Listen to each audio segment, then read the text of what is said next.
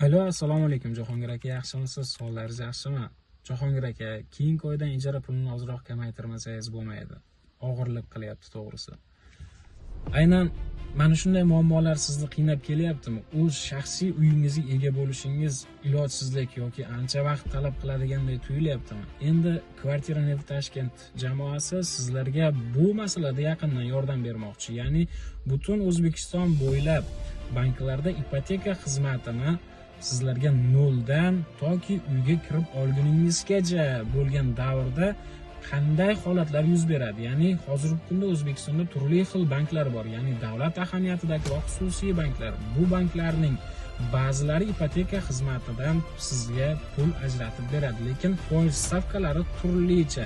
Ba'zilariga borsangiz 30% boshlang'ich to'lov bilan uy xarid qilsangiz, boshqasiga borsangiz sizdan davlat xizmatida ishlashingizni va oylik maoshingiz bormi, yo'qmi yoki kafil orqali olib olishingizni ta'kidlaydi. Endi sizlarga bitta avtomobilning puliga qaysi bankdan uy xarid qilsangiz bo'ladi va aynan o'sha banklarda foiz stavkalari sizni qoniqtira oladimi yoki qoniqtira olmaydimi?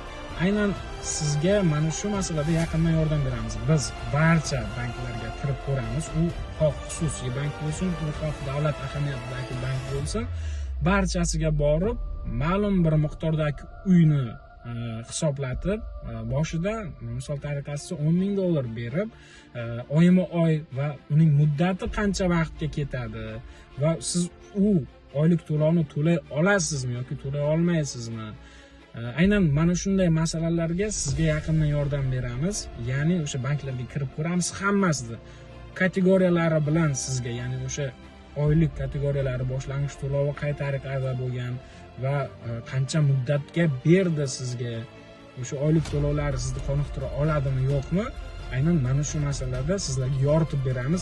Aynan uy olmoqchi bo'lgan tanishingizga yoki ijarada qiynalib bo'lgan tanishingizga ushbu videoni jo'natib qo'ying va sizda qanaqa savollar bo'lsa kommentariyaga bildirib ketishingiz mumkin.